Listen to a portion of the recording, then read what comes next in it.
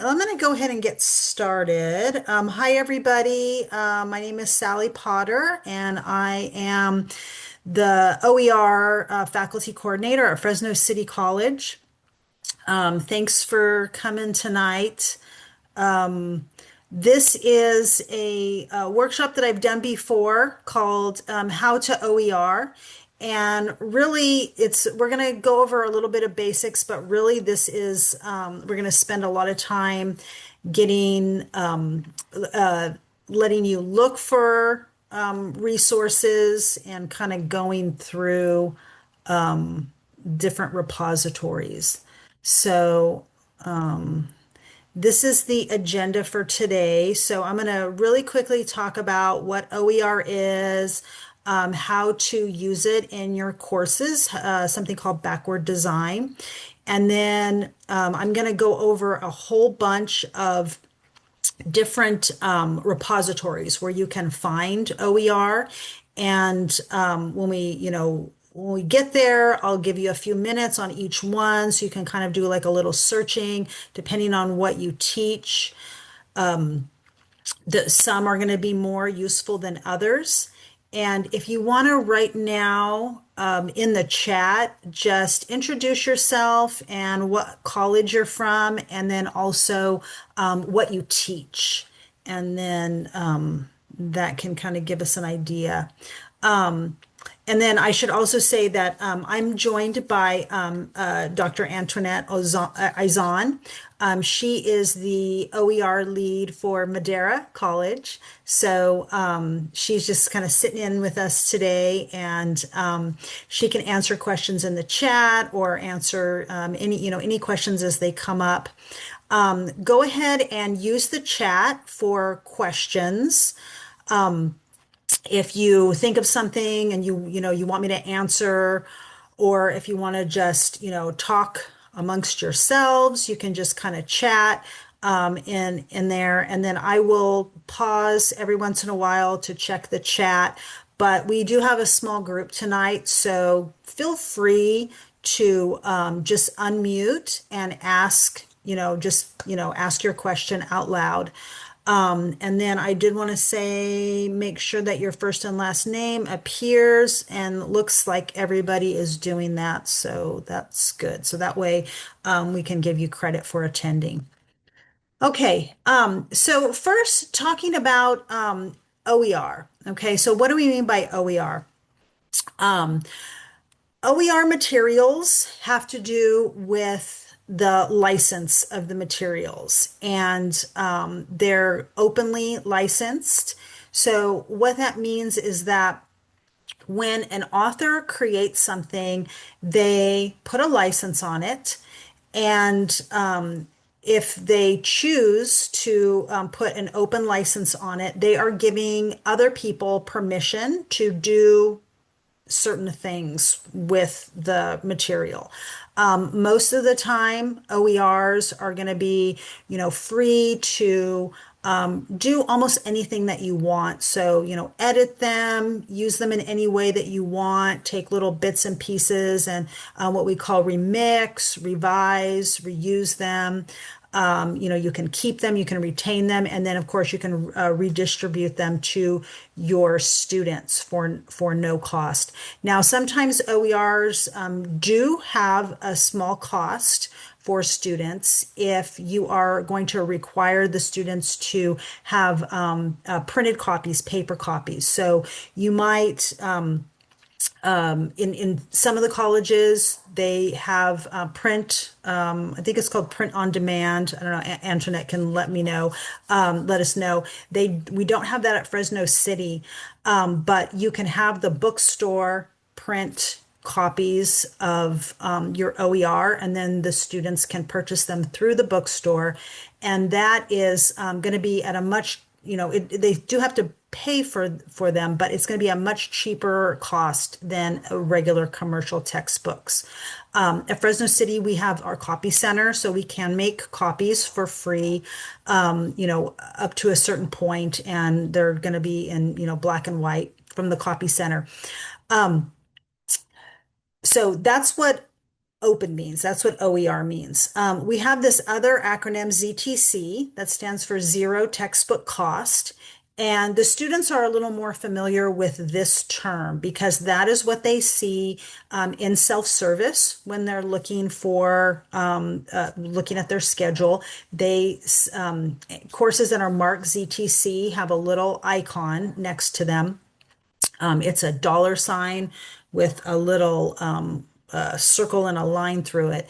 And then that shows that there is no cost for the course materials.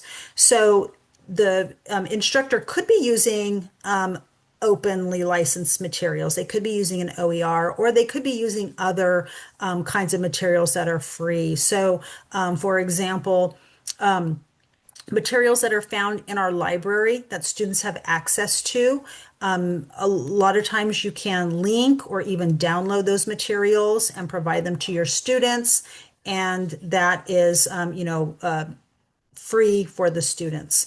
And there are other ways to provide free materials for students as well. So things like information from websites, some programs buy commercial textbooks, and those are going to be the college might be purchasing a class set of those, but for the students, it is free. And then I also have this other little picture up here about fair use. And, a lot of faculty want to claim that, that what they're using is fair use. They might take something that they find online and, you know, copy it, link it. They might take like the first chapter of a textbook or a few pages of a textbook and and claim that it's fair use. You have to be really careful with fair use because really you can only claim it's fair use if it's not replacing students buying the textbook. So just be really careful about that.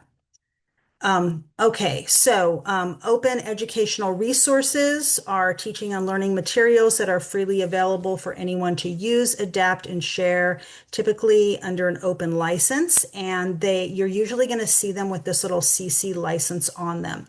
So when you're searching for materials and you see that CC license, that means that it is an OER. And then after the CC license, you're going to see another little acronym. So when it says CC BY, that means that you have to say the author. And then we have CC BY SA, that means share alike. NC means non-commercial, you can't sell it.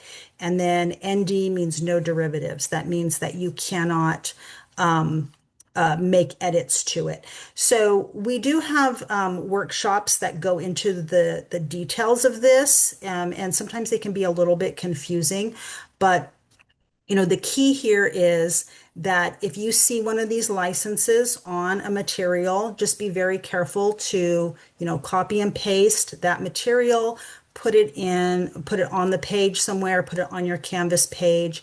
And then if you have questions about what you can do or what these things mean, then you can always reach out to your OER lead, me or your OER lead at your college.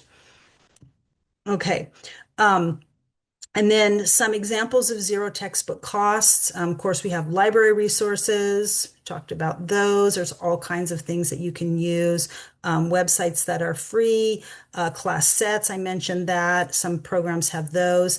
And then writing your own. And so I put that on there because we are all writing instructional materials for our students. Anytime you write a prompt, anytime you write some instructions, putting lectures, you're putting that up on Canvas. You really are writing instructional materials for your students. So if you want to think about what you're writing, and then just extend that, to cover the entire instructional materials of your course, that is one way that you can go about it. Okay, before we get too far into this, I want to just really quickly show you some of this data from Fresno City College. This is from a couple years back, from 23, 24. And this really answers the one of the questions or this is one answer to the question, why do we do this? Why do we spend so much time and energy trying to create OER material for our students, giving them these free instructional materials when we can. There have been lots of studies that show, lots of data that's pulled that shows that students do better in classes where the textbook is free. And so, I've got these statistics here, but really, if you think about it, and you probably have this experience in your courses where students come to class and they don't have the textbook, and they don't have the textbook right away. After 2, 3 weeks, 4 or 5 weeks, they still don't have the textbook. They may, think that they can get all the information that they need online. They may buy an older edition of the textbook, thinking that, they're going to save a little bit of money. Because, when they simply do not have the ability to pay for the textbook, this is kind of the calculation that they're going to make. And so the result is that students are not going to have all the information for the class, and they're just not going to get as good of a grade. In the class, or they may think that they can pass, and then they get about 3/4 of the way through or almost all the way through, and then they realize that they just, they're too far behind. And so this is why we see these real clear success rates that are much higher in ZTC courses. Okay, let me just check the chat here. Okay. Don't think I see any questions right now. Okay. Um, um, Here is I'm not going to spend too much time on this because I know you're here because you're already interested in OER, but this was a study that was done in 2018, so it's a little bit older. And this was a study where they looked at all students, all across the country, universities, colleges, and they just asked them the question, what has been your experience with textbooks? Over 64% of those students at some time in their college career didn't purchase a textbook because it was too expensive. And then you can see some of the other statistics there. And so, this is not every single class, it's not every single student, but it does make a big impact on our students. And so when we're looking at our success rates, our own success rates, success rates of our program, this is one way that you can increase your success rates by adopting OER or ZTC materials for your course. Okay, I before we get into looking at the repositories, I want to start by talking about what you should be doing when you're planning your course. So I'll just tell you a little bit of a story here. When I first started teaching, I really didn't know what I was doing. I was still in grad school. It was my last year, and they needed someone to teach linguistics at Fresno City. And so I just, okay, yeah, I'll do it. I wandered over there, and they handed me a textbook, and then I just went into the class. I started teaching chapter 1. When that was done, I did chapter 2. When that was done, chapter 3. And then until I just ran out of weeks. And every once in a while, I gave a test. And then it was just the end of the semester. I was about 3/4 of the way through. I really was not intentional thinking about what my objectives were, thinking about what my SLOs were on my course outline of record. But now, we really need to be aware of that and understand that a textbook that you buy is not necessarily going to match exactly what your course outline of record dictates that you should be teaching. And so this is where, a lot of you probably have this experience where you're using a commercial textbook, but you need to pull in supplementary materials because the textbook just doesn't cover, this topic or that topic. And then maybe it gets to the point where you're not really using a lot of the textbook. Maybe you're only using three quarters or maybe down to a half. And, that is really not ideal because now you're making students pay for book information that they're not going to even be reading or using at all. So what we want to do is to look at start with your COR of your course and thinking about, okay, what are the objectives here? What do I want my students to learn?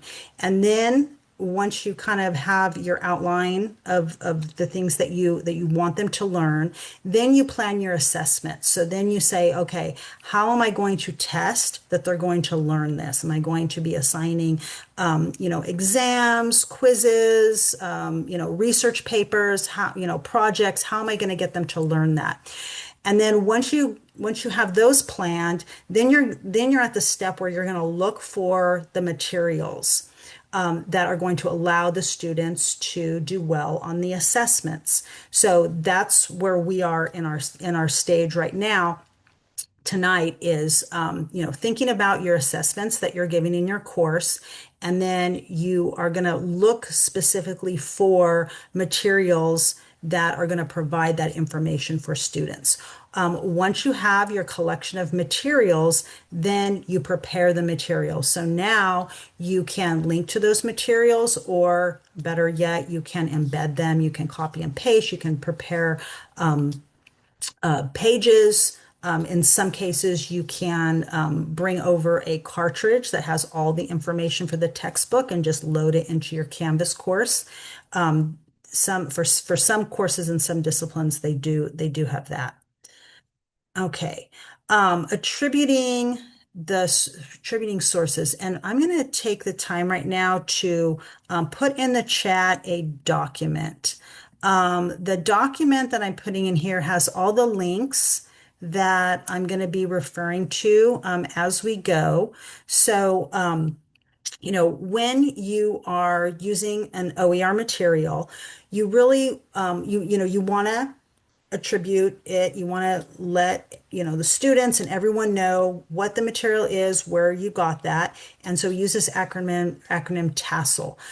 It's the title, the author, the source, usually the URL, and then the license. So those are the things that you should think about,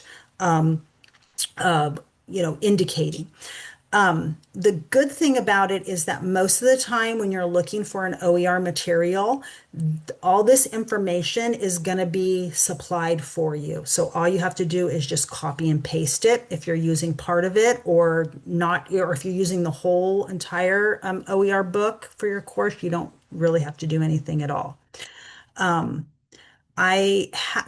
of the links on the document that I just gave you is an open attribution builder. So you can play around with that. And this would be in the case of it's kind of like an easy bib type resource. So if you do not see the attribution for the OER that you are that you want to use, then you would take something like this, and there are several of them. This is just one that I found. And so you just enter the information and put the title, put, what license it has, what version, and then you just click create attribution, and then it will create something that has the correct hyperlinks in it, and that you can just copy and paste, and you can put it on your document, you can put it on your Canvas page or your Canvas homepage. Okay. Finding OER, where to look for high quality OER. We're going to get into the different repositories now. The first one, okay. Okay, so for on the OERI website, this is the place where I suggest that everybody start. The OER website is going to list really high quality, vetted resources. One of the problems, though, is that it doesn't have a huge number of them. So, not even every discipline is represented, but a good number are, and they're constantly adding to them. But if you find something on that's here on the OERI website, then you're it's going to be guaranteed that this is a high quality resource. Um, oh, hang on a second. You know what? I'm gonna um Okay, yeah, let me just talk you through this. So the way that you want to find it is you're going to go to resources and then click resources, and then, and actually, I take it back. Are you able to see what I'm seeing? Say yes. Okay, yeah. Okay. So what you want to do is go to resources, and then you're going to go to either curated OER collections or the ASCCC OERI supported resources. And then you're going to, let me get rid of this. You're going to search OER by discipline. And then this is going to give you a long list of different disciplines. So um, let's say we're looking for Spanish. And then they're organized here by level, different webinars about Spanish. And so if we want, let's say we want second year Spanish, it gives quite a few different options. And sometimes you're going to see that there are different links for the same resource. Okay. So what that means is that they're just located on different repositories. All right, let's see. Oh, no. Hold on. Ah, hang on a second. I'm not seeing criminology on there. Yeah, criminology is not on that one, and I'm having a problem here because I can't get this thing off of here. Hang on. Edward, since you are a crim instructor, there is actually a There lot we of go. information that is in the OERI repository specifically for crim. So I actually provided you with a link. Dr. Cartwright here at Madeira has been writing like crazy on OER. So Okay, great, if great. you have specific ones, let me know. Either he's in the progress of writing it or he's already done it.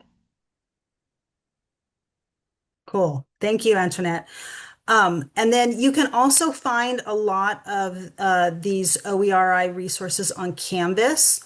So when you are on Canvas Commons, if you're searching on Canvas Commons, be very careful because a lot of people put random stuff on Canvas Commons. It's kind of like I make this analogy where the OERI website is like shopping at like a very like high-end boutique, and looking on Canvas Commons is like searching at a thrift store.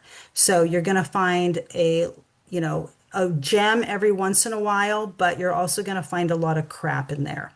So just keep that in mind. But if you do search OERI, ASCCC OERI in Canvas Commons, then the OERI resources you're gonna find them on Canvas Commons. And the advantage of this is that it's really easy to just download these materials straight into your Canvas shell. You don't have to do too much to it. Okay, so now we're going to talk about the textbook repositories. And so these are, hang on a second. Okay, getting a little too dark for me. Um, so these are places where sometimes you're going to see the same resources linked in different places because a lot of these repositories are places where they just simply link out to different resources that already exist.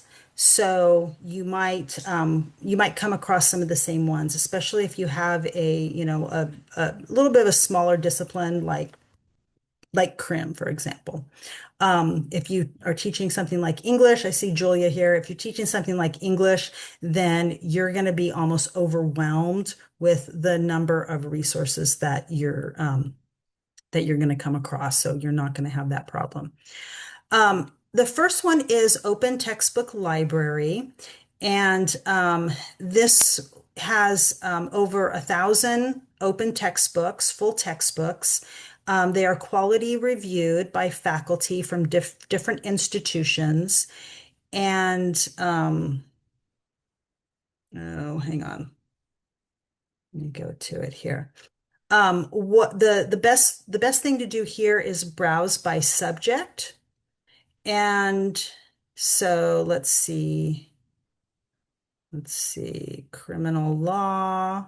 I don't know if you teach criminal law, but I do. I do. okay, yeah. So you're gonna be able to search through and then look for different textbooks. And you can also search the library by, writing uh, English. And then that's going to give you lots and lots of options here for English or whatever your discipline is. So you can try different search terms. Okay.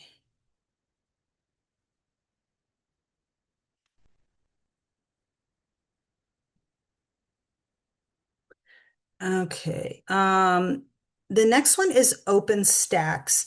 And yeah, OpenStax is, you can find a lot of the OpenStax books in Canvas Commons as well. And OpenStax is one of the more uh, popular, famous, I guess, OER textbook publishers. It really has a lot of STEM books and also social science books. But and the books that they do have, if you do find something in OpenStax, you're gonna have a lot of ancillaries that go along with it. What that means is PowerPoints, test banks, um, rubrics, videos, all kinds of stuff to that support your book. And yeah, and Julia, OpenStax, I do not believe it has anything for English at all in OpenStax. So yeah, so that's just one of the issues. Um, so let's let's move on. Okay, for SUNY, um, Open SUNY, that's the one that is says Milne Open Textbooks.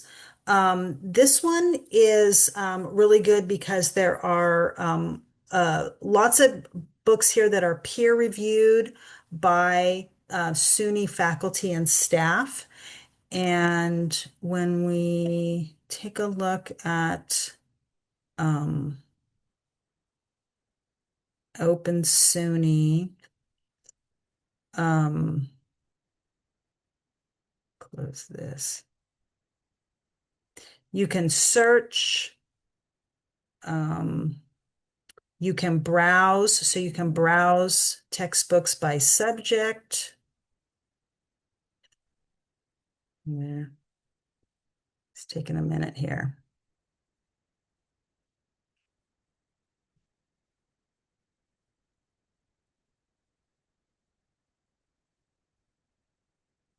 This one is taking a little while to load. Oh, there we go. So you can look, this is keyword or subject. So it's not necessarily disciplines, but if you find something, let's see, cinematography, and then this has exactly one book. So not a huge number, but if you find something here, it's going to be pretty high quality. Okay. The next one is BC Open Collection. And again, this one is reviewed by faculty. And you're going to find textbooks and also courses. And so when you click into BC Open, then you're going to kind of look, let's see, let's look their communication and writing. And then you can put a filter on it. So if you want to look for material, say you're just looking for a test, or you only want a textbook, you're not really interested in anything else, then you can filter. And so this is going to have a lot of like pieces of courses, full courses, and textbooks that you can look for. Okay. Next one is MIT Open Courseware. And for this one, you can just put your search terms in here.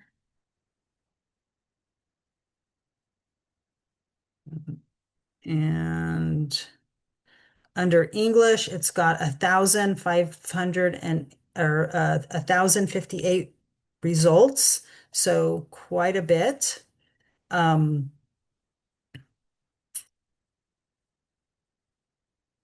you can also search by department. So say you want to look for math, you can look for courses, resources. I think I've still got English on here. That's why. Um, let's see. Maybe I want a math exam, and then I might want to put a search term in there to try to filter it a little bit. This has over 3,000 results.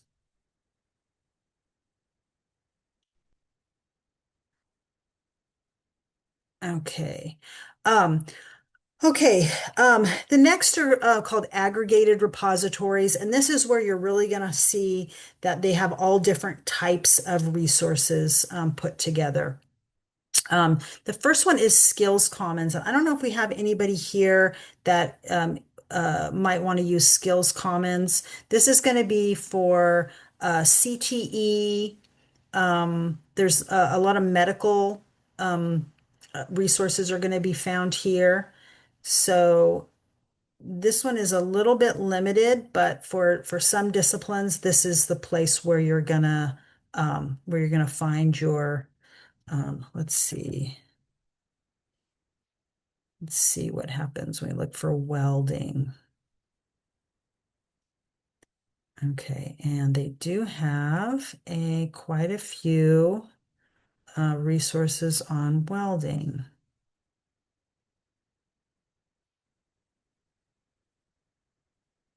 Okay. The next one is Cool for Ed, and this is really it's called a referatory because it doesn't really hold the resources, doesn't download them. It just links out to them. Cool for Ed is growing. It started as a kind of a smaller referatory. And this is where all of the resources that are being funded by the Chancellor's Office ZTC grants that we are, our colleges are using that money right now to build resources all throughout the state. This is associated with the California State University system. But all the resources that the California Community College faculty are building with the ZTC grants are eventually going to be linked here. So for this one, um, you can look for course materials through your CID number. So let's see, anthropology, and then not every CID number has a materials. Oh, doesn't have it. That one doesn't have it. So yeah, so you just gotta kind of look around. And this one is going to be probably growing by the day because as faculty are finishing up their ZTC projects, they're going to be linked here. Um, the next one is Open Oregon. And this one is aggregated um, by the license. So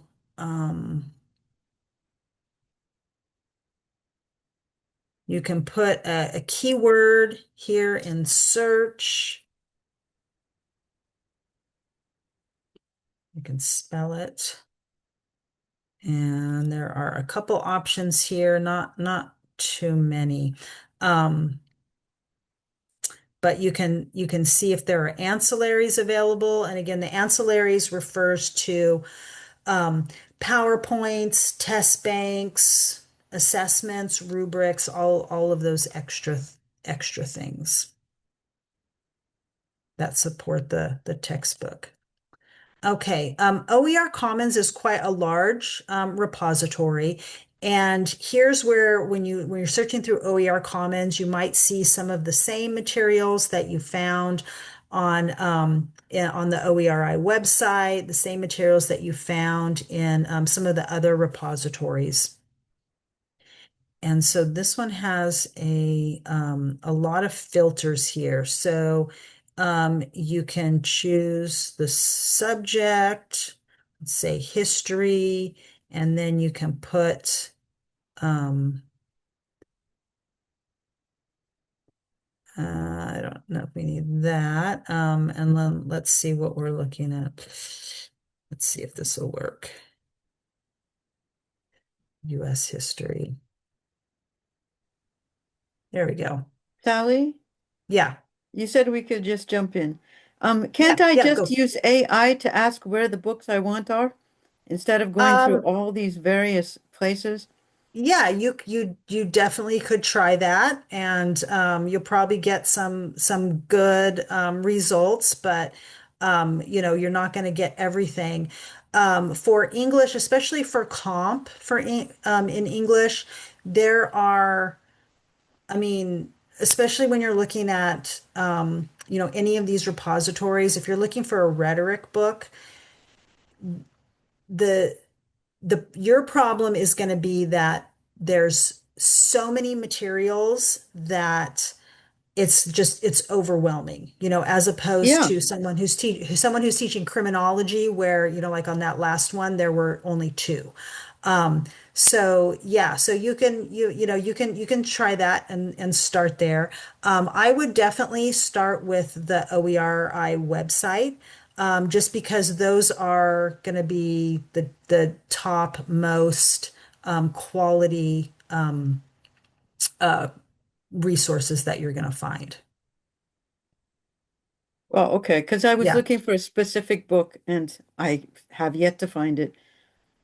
What book are you looking for? A World of Ideas, Jacobus.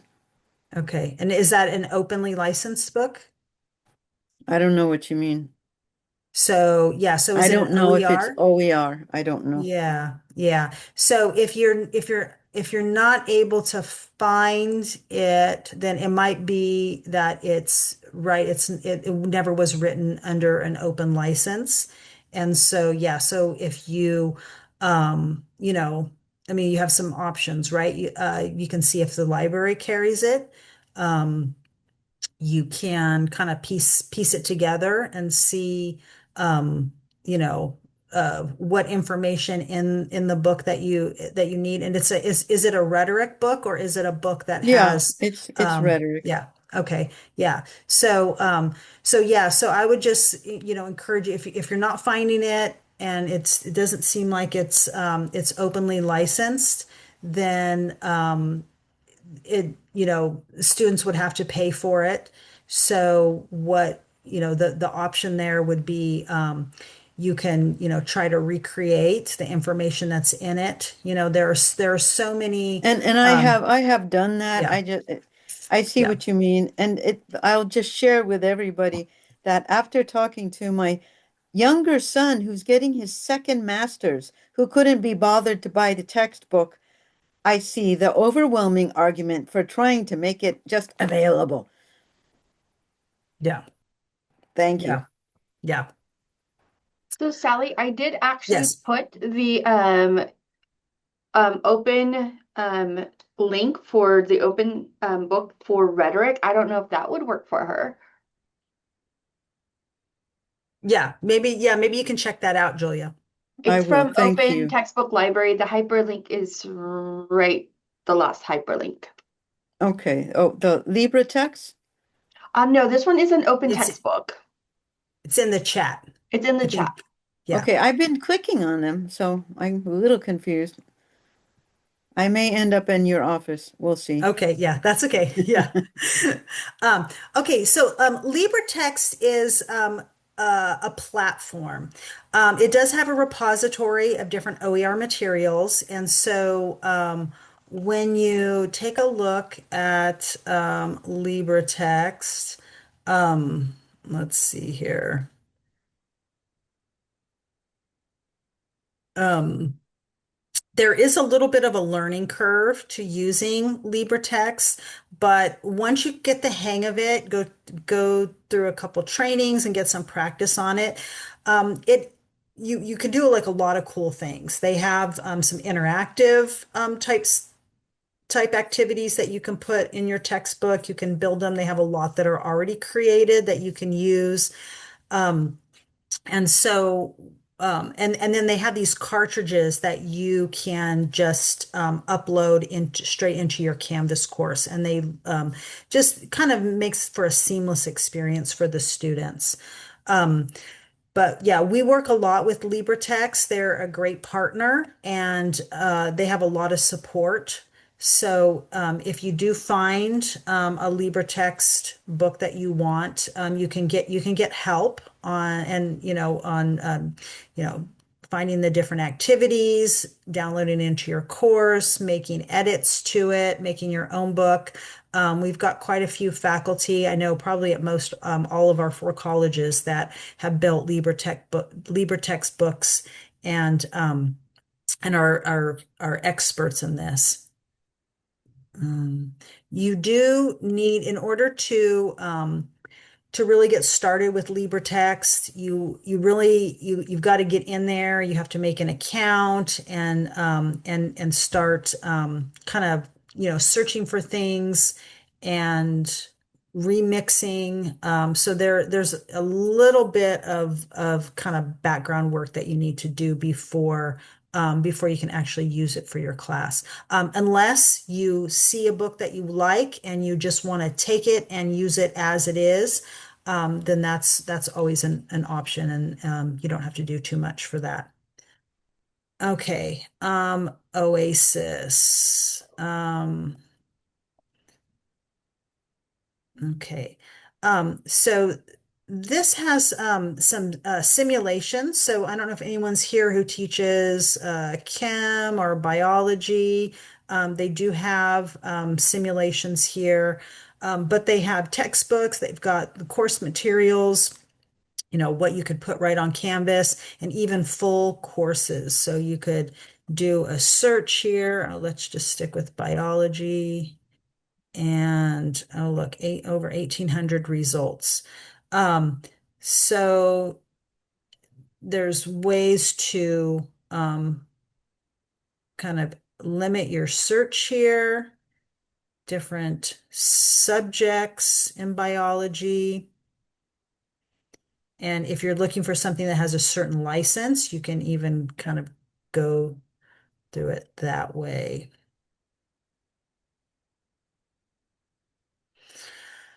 Okay, Google. So you can find openly licensed materials on Google. Um, and depending on what your browser is, might see this a little bit differently. But when you go through the advanced option under settings, um, in Google, then when you go, whoops, sorry, when you look under the license, I think it's called the license. Um, you can filter for, oh, usage rights, sorry, usage rights. Then you can filter for free to use, share, modify, even commercially. And so and some of those other, so free to use and share, free to use, share, even commercially, free to use, share, or modify. All of those are going to be openly licensed. Now you do have to be a little bit careful because sometimes the search is not 100% accurate. So just be careful once, you search for something, something pops up on your Google search, and then, it should have an open license on it, should have a CC license on it, if it is openly licensed. But anything that you find on a website that's free, you can link to it for your students. That is not always the best experience for them to leave Canvas, leave our learning management system and go out to a different website. But I mean, sometimes that is, that's where the information is. But it's much better to be able to, go to these sites that are openly licensed, be able to copy and paste the information, put it right into your Canvas page, and then you don't have to worry about that. Um, the library. Okay, so this is what Fresno City College has, and I believe the other libraries do as well. We have a one search. And so when you are in our library page, when you click on one search, it searches all of these different databases. And this is what it looks like. One search catalog. And then when you are searching, after you put your search terms in, um, if it's something that's available online, then you can grab the link and you can link that for your students in your Canvas page. And even though these are not necessarily openly licensed, they probably aren't. They probably have a license on them, but the colleges have already paid for that license. That the students have already paid for it through their student fees, through the library. They have access to this, and these are, the best high quality materials, especially ebooks and articles from the databases. So this is a great way to give information to our students.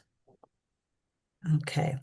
And then the last few links that I have there on that document are open media collections. So this is where you're going to find different images that you might want to use. So remember when you're just searching around on Google and you just find a random image, copying and pasting it into your course, that's probably not going to be legal.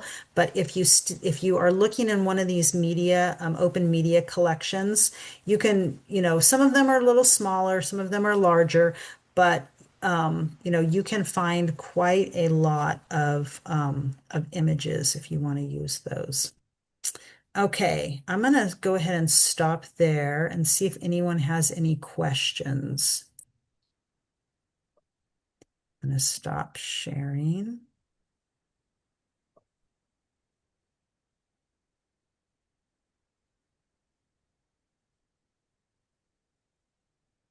Okay. Okay, so any questions or anybody looking for something specific that they just weren't able to find? Back Found a into lot the, of stuff now. yeah. Yeah. Yeah. Yeah, so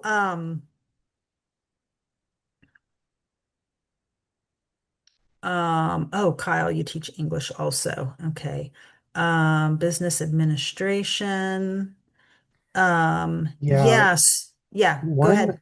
So I'd love using OER stuff. But one issue that I've been running into recently is like I can find plenty of OER materials that are like the rhetoric side of things, or the instructional side of things, in terms of like ideas about how to write and read and stuff like that.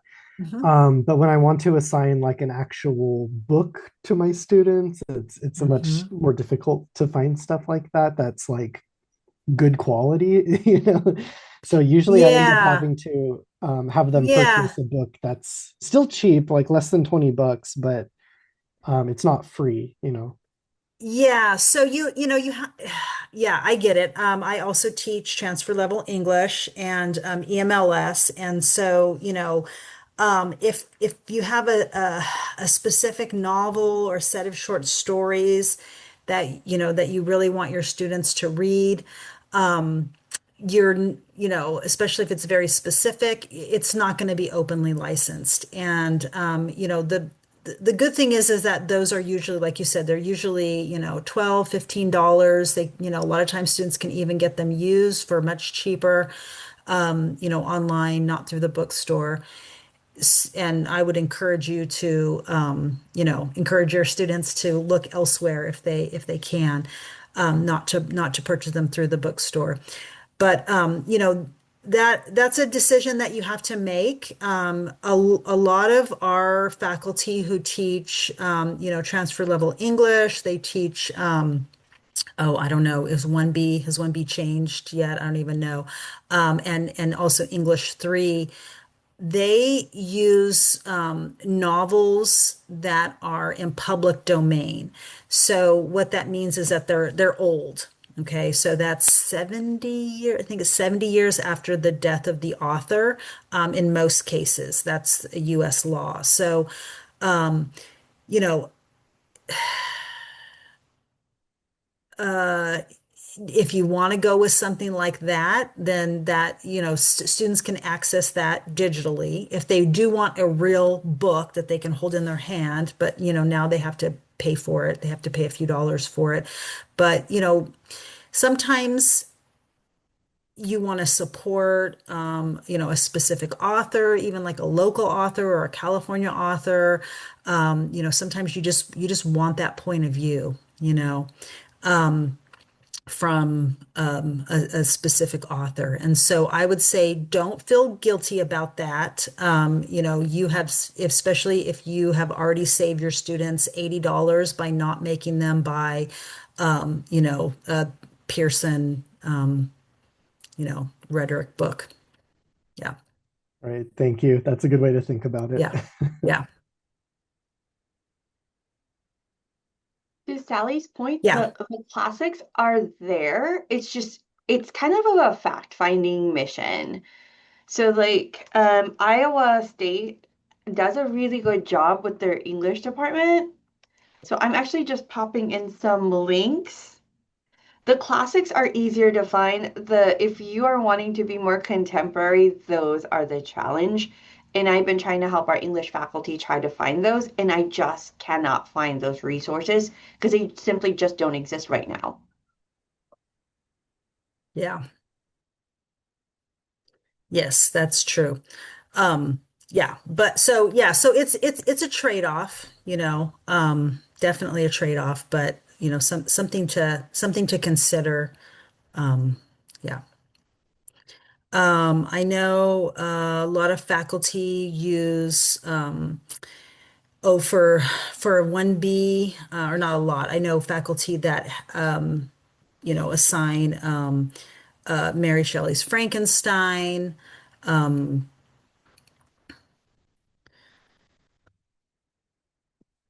Shakespeare, those kind of things. And those are, again, if students want a physical copy of them, they're going to have to buy them. They're not going to be very expensive. You can find that kind of stuff really cheap, but um, if, you can access that digitally for free. But I found a lot of students do like to have a physical copy of a book when they're reading a novel for a class. Okay, any other questions?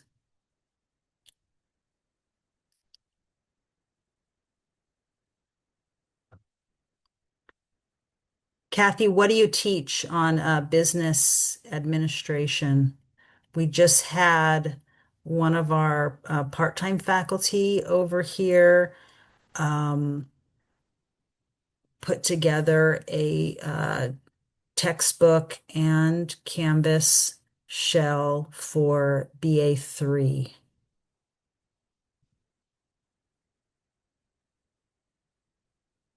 I don't know if she's ready to share it quite yet, though. Mm,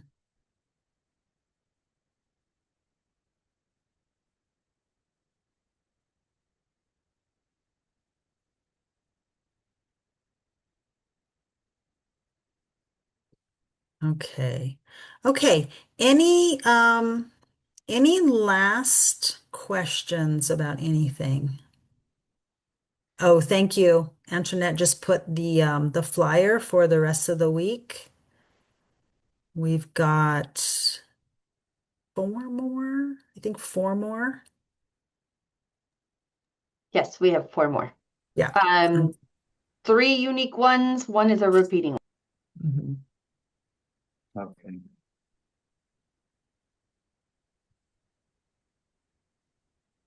Hey, there's a lot of information out there. Mm-hmm. Yeah. Yeah. So once you start finding, different textbooks and pieces of courses and different materials, then the work begins. Then you have to Yeah. just really start kind of making decisions about, okay, what can I use? Where can I use it? And yeah, that's the hard part. Yes. Yeah. Mhm. Okay. Okay. If there are no more questions, then we'll go ahead and sign off. Thank you everyone for being here tonight, and hopefully you found a little bit of something. No, thank you. It was really Yeah. good. Okay. All right. I'll talk to you later, Edward. Okay, thanks. Okay. Bye. Bye. Bye, Sally. Bye, everyone. Bye. Bye.